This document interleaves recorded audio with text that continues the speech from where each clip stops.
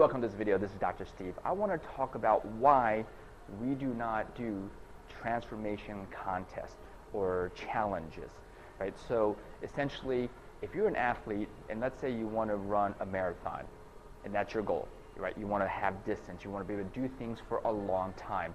Would you go to the gym and train to be a sprinter? Probably not, because the ability to sprint, how your body adapts to sprinting, has nothing to do with your body's ability to run a marathon, right? You take a sprinter, you have them run a marathon, they're not going to last.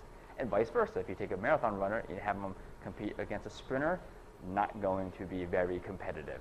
It's a great analogy for you to understand why you should not do short-term, huge weight loss challenges. The reason is the action steps that you need to take, the mindset you need to have, and the behavioral patterns you need to have do not sustain weight loss. And let me explain. So if you're trying to lose as much weight as possible in the next 30, 60, 90 days, what do you have to do? You have to work out like a madman or a mad woman. You have to make sure you're eating perfectly. Every calorie counts. You have to do everything just right. You have to really push your body to the limits. Now, some people might say it's good to push your body and your mind to the limits to give me that motivation. Here is the problem.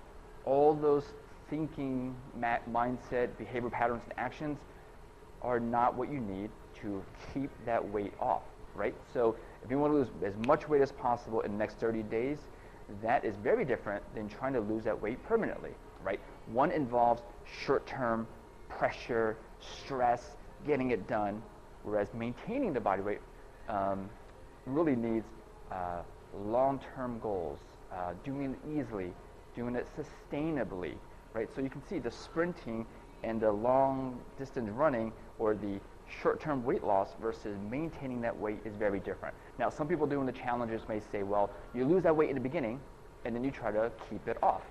That's like saying, well, let me train to be a sprinter in the beginning and then switch to marathon running. It just makes sense to start off training as a marathon runner, right?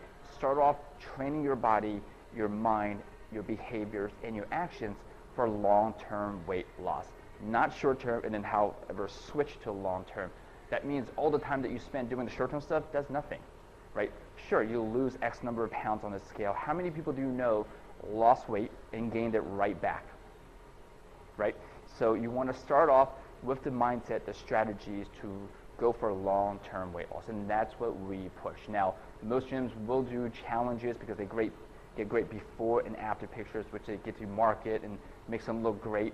I want to challenge the gyms and say, how many of them have their clients lose weight and keep it off for years, decades? And that's what we do, right? So this is not a selling pitch. It's just you got to realize that challenges, sure, they have their uses. If you have a wedding, you want to look good for a certain event. But if your goal is to lose weight permanently, I strongly encourage you to change your mindset. Don't do challenges and transformations. Sit down and map out a strategy for long-term weight loss, for permanent weight loss. Now, if you're looking for those strategies, we've tried to come up with a program that will help you, right? We realize we can't train everyone in the area or in the country. So we have strategies, mindset, training programs, what you need to lose weight permanently. So if you want more information, just look at the information below, click on that link, and you will learn more about that program.